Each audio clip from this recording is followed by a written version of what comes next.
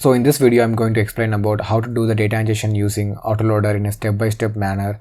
And at the end of this video, you will get the idea of what is Autoloader and you will get the functionality behind it. So before starting this video, I would like to explain about the architecture which I followed in this video. I have two sets of folders in my Azure Data Lake. One is raw, another one is processed. As you know already, the raw layer holds the raw form of data and the processed layer holds the processed data. But in our case, there is not much of processing involved here because we are going to primarily focus on the data ingestion functionality. That's what the Autoloader is built for. So the first step of process is to create a mount point. There are different ways to create a mount point now. You can use service principal, SAS token and managed identity. As a common way, I'm going to create a mount point using the service principal. And one more thing I just noticed, like usually in my videos, I used to create mount point using SAS token for storage account.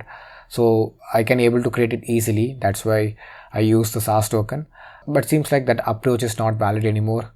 First I tried creating it and I able to create a mount point successfully.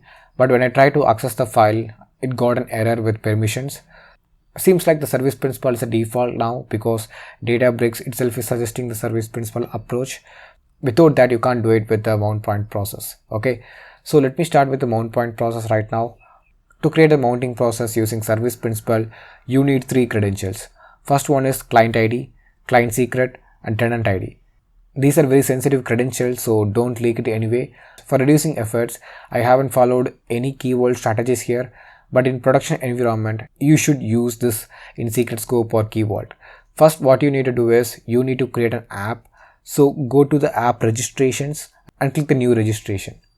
Once it is done, you will get this menu here. So give a name to your app and click the first option, which is single tenant, and it is enough right now. Okay, and click the register.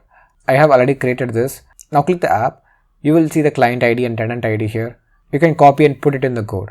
After that, you go to manage tab and you will find the certificates and secrets. You have to copy the value from here and put it in your client secret part. So once this is done, you need to give the permission to the app.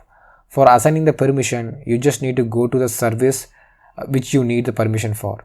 Here in our case, we are going to access the data lake from Databricks. So you go to the data lake storage account and go to the access control. And here you are seeing the add role assignment, right? We need to assign storage data blob contributor here.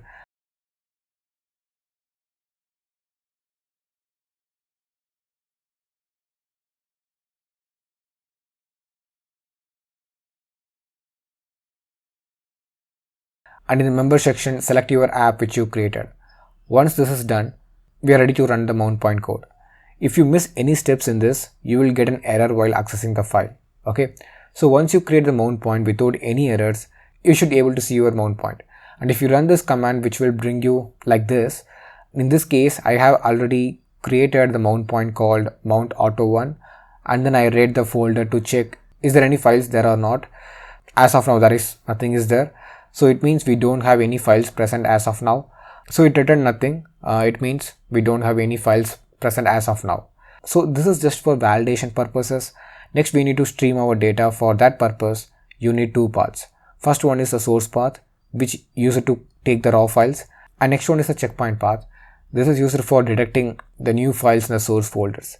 You don't need to declare a specific path for this. And if you don't declare the path, Databricks will take care of the checkpoint path. Okay, so mainly it will act as a reference pointer to differentiate the new files with already ingested files. Here I declare the new data frame called dfraw, and if you want to stream the data which you have, you should use read stream here to make your data streaming. Okay, so after that you have to mention the format of whether it is CSV or any other. In my case, it is CSV. So once this step is done, you can able to see this type of graph visualization. This is nothing but how much data has been processed from your source. And if the line is flat, no processing has been done. And if you get any spikes in the graph, it means the data has been processed. Okay. So next step, we are going to do some set of transformation. As I said already, there is no transformation in the high level. This video will give you idea about how the autoloader will work, and you can improvise by yourself by taking some use case on your own. Okay. Then only you will learn by yourself.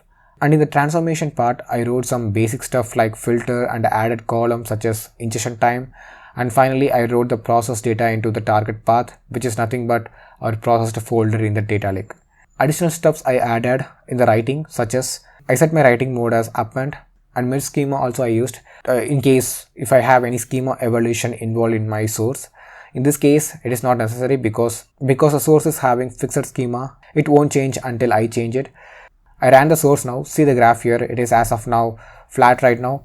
Let me upload the file in the data lake and you will see the spikes in the graph and it will read the data automatically.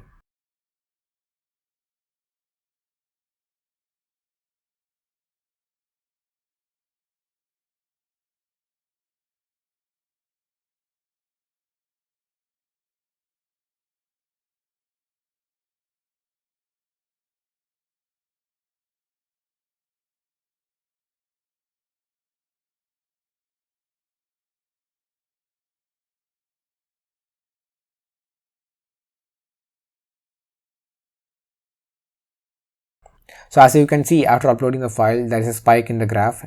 It's been taking our data from the source path. You can able to see the actual data here. So in the transformation part, as you can see, it is processed our data successfully. We got the ingestion timestamp column, which we considered it for processing. And if you go to the processed folder in the data lake, you can able to find the file. It is our processed file and it is in the delta format. The data has been flowing very good.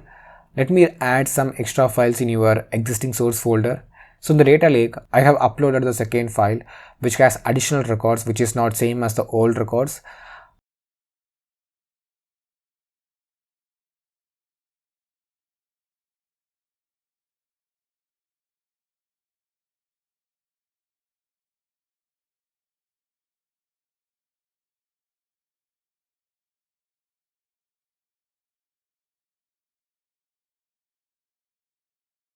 You can see Autoloader has been captured that data in the raw layer and process layer.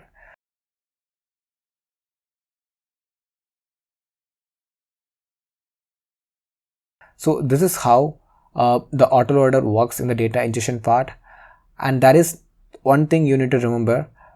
Autoloader is for data ingestion. It doesn't comes under upset or merge type scenarios, and it won't be compatible for CDC scenarios as well.